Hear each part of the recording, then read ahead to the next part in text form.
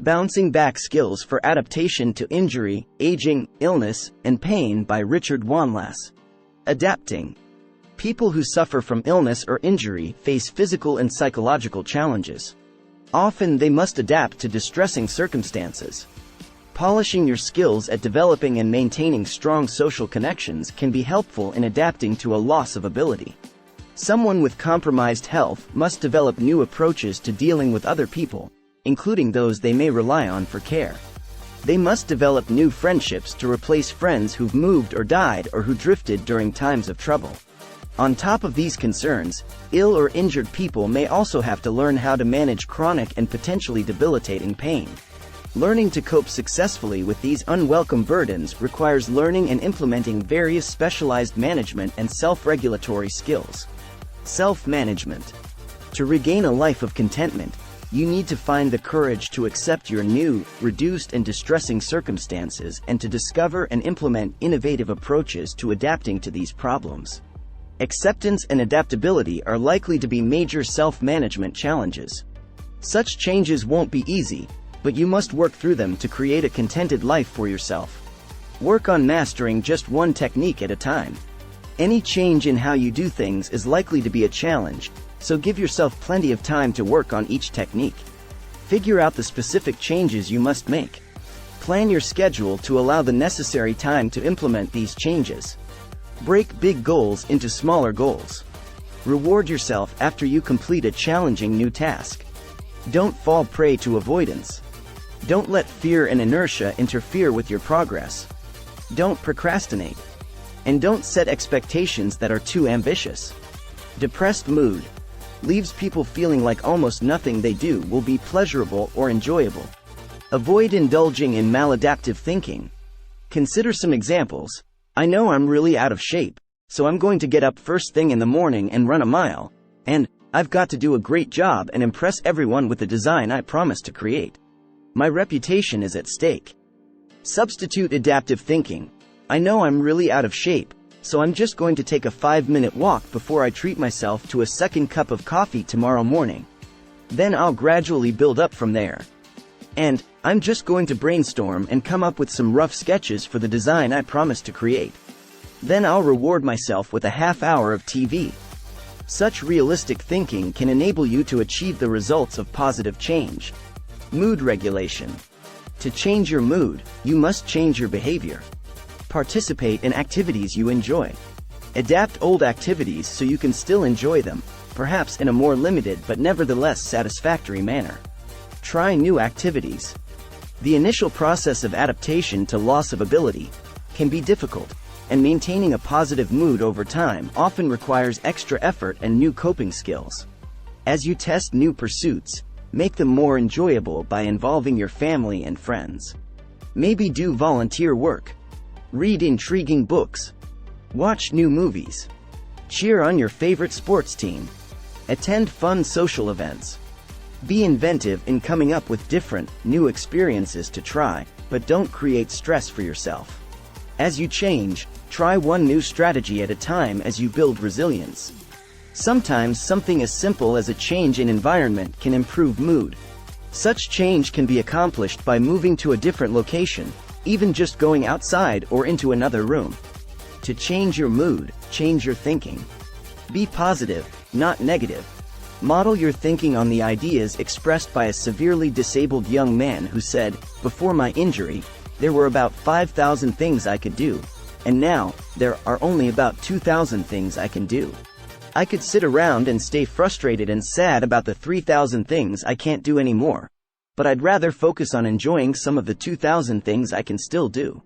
This brave young man's upbeat attitude sets an inspiring productive direction. Stress and anxiety management. Stress can harm your immune system, spark cardiovascular disease, and impair your memory.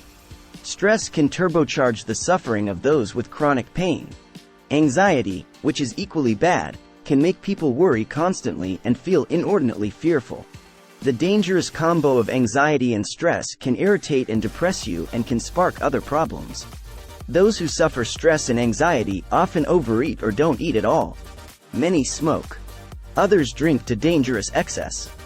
Physical exercise improves mood and self-confidence and, as an added bonus, also helps the brain to function better. To minimize anxiety and stress, lie down and, one by one, tense and then relax each of your muscles. Practice relaxed breathing. Doing whatever exercise you can manage will help you become less tense and stressed out, so exercise regularly.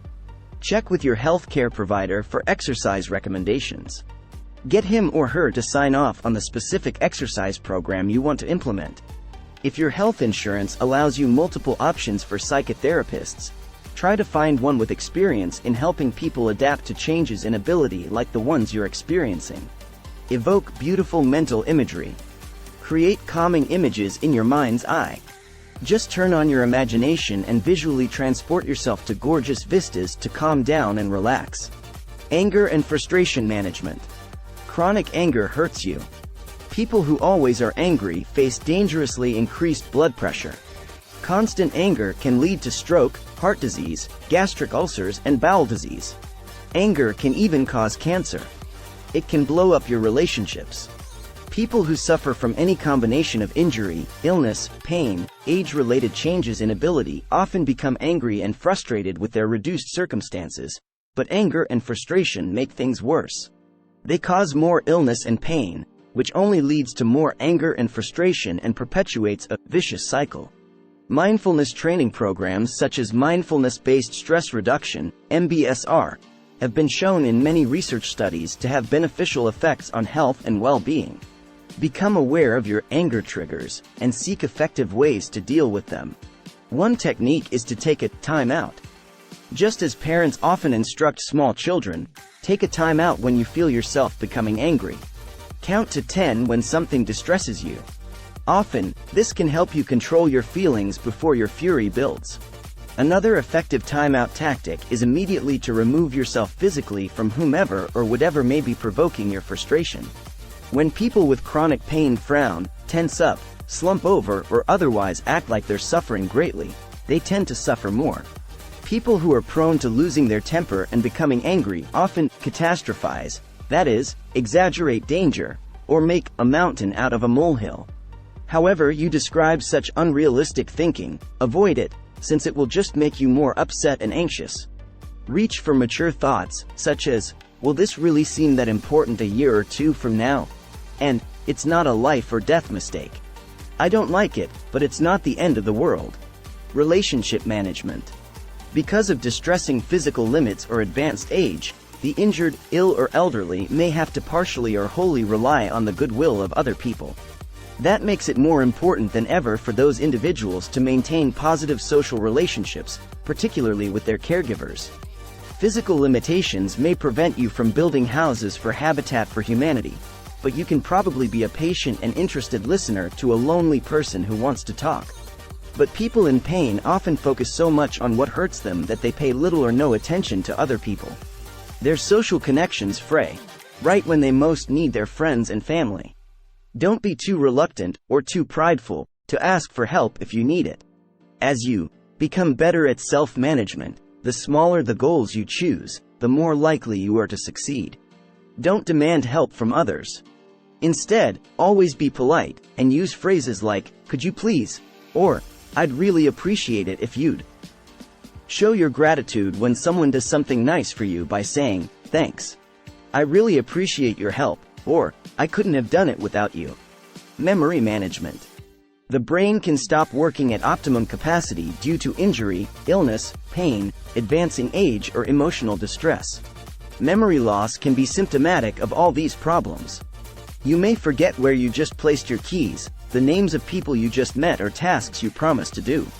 Memory loss can be frustrating, especially when you compare your failing memory with the robust memory you used to have. As you begin accomplishing more and more, you'll likely discover that working toward your goals is taking less effort. Specific proven techniques that can help you cope include: 1. Remembering future events, appointments, and obligations. Write upcoming activities and plans in an appointment book. 2. Remembering names when meeting people. Your memory will hold onto a name better if you say it as soon as you hear it. For example, "Nice to meet you, Juanita," and then say it again when you part. 3. Remembering where you place belongings. Follow the rule saying there's a place for everything and everything in its place. Post a list of where you keep certain items. 4. Remembering to take medications. It's not so bad if your memory fails you when you reach for a new acquaintance's name. 4. But forgetting to take your medications can be disastrous. 4. Use a plastic medication box with dividers that indicate what pills you must take each day of the week and the time to take them. Pain management. Modify old enjoyable activities so they can still be done despite some loss of ability.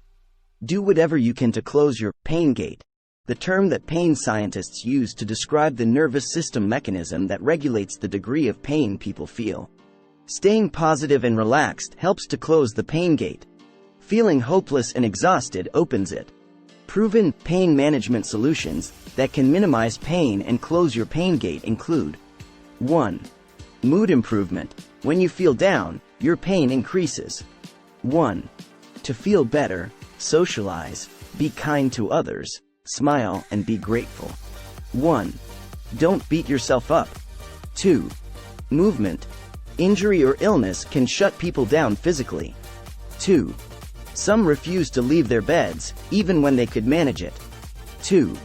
Severe inactivity increases pain levels. 2. Exercise releases endorphins, the body's natural, pain-relieving chemicals. If you can, get out of your bed or chair. 2. Move your body, even just a little at first. 2. Exercise. 3. Relaxation. Feeling uptight and tense can blast open your pain gate. 3. Relaxation helps close it. 3. Try slowing your breathing and meditating. 4. Focus shifting. If you pay attention only to your pain, you will feel it more. 4. Try to switch your awareness to something else. 4. The busier you keep your daily schedule, the less time you will have to heed your pain. 5. Pain behavior reduction. Avoid typical pain behaviors like always talking about your pain, expressing sighs, grunts and moans, and making sad faces and frowns. 5. You'll feel the way you behave. 5. If you always act like you're in pain, you will be. 5. Try to smile. 5. Laugh, don't cry. 5. Aim to be happy, not miserable, and you'll experience less pain. 6. Appropriate use of medications. Heroin and opium derive from poppy plants. 6. So do most pain remedies. 6. Like heroin and opium addicts, people who take pain medications require stronger and stronger doses to maintain pain relief. 6. Pain relievers can be addictive, so use them carefully, as prescribed and only as needed. 7. Adaptive thinking. You can think about pain two ways, negatively and positively. 7. Think positively about your situation, and do all you can to continue to live a good life. Takeaways. 1. Illness, injury and chronic pain present physical and mental problems. 2. The elderly can face similar problems due to reduced capability.